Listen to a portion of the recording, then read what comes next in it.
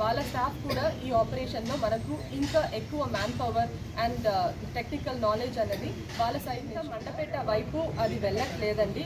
ఇప్పుడు కూడా కడియం లోపలనే ఉంది. మార్నింగ్ పద్మార్ కూడా ట్రేస్ చేశాము అండ్ ఆఫ్టర్ రెయిన్ మార్నింగ్ కూడా మనకి రెయిన్ ఉంది, ఎర్లీ మార్నింగ్ రెయిన్, దాని తర్వాత ఉన్న పద్మార్స్ కూడా ట్రేస్ అవుట్ చేసేసాము. ఇప్పుడు కూడా కడియంలోనే ఉంది, మండపేట వైపు వెళ్ళట్లేదు. ఈవెన్ దెన్ వెళ్ళలేదు అయినా కూడా డిఎఫ్ఓ గారు అక్కడ కోనసీమలో చాలా అవేర్నెస్ అనేది రెవెన్యూ డిపార్ట్మెంట్తో కలిసి కూడా తీసుకున్నారు. దాని గురించి ఏ లొకేషన్ అనేది తెలుస్తుంది. మళ్ళీ మనం ట్రాప్ కేజెస్ ఇక్కడ షిఫ్ట్ చేయాల్సి ఉంటుంది.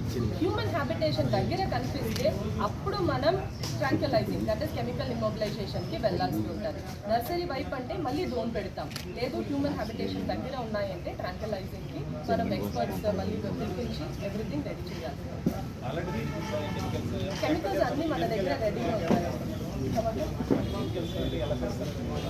లాగానే అనిపిస్తుంది. ఆ లెపర్డ్కి ఇది అన్నీ కూడా హ్యాబిటేట్ లాగానే ఉన్నాయి కాబట్టి అది ఫ్రీగా రోమ్ అవుతుంది, ఆహారం దొరుకుతుంది. మళ్ళీ మనం ఆర్టిఫిషియల్గా పెట్టుకున్న ఒక ట్రాప్ కేజ్కి రావడానికి టైం పడుతుంది. అండ్ ఇన్ఫ్యాక్ట్ మనం పెట్టిన లొకేషన్స్ అన్నీ కరెక్ట్. ఆ ట్రాప్ కేజ్ లొకేషన్స్లో ఏ ప్రాబ్లం లేదు అనేది కూడా కన్ఫర్మ్ చేసుకున్నాం.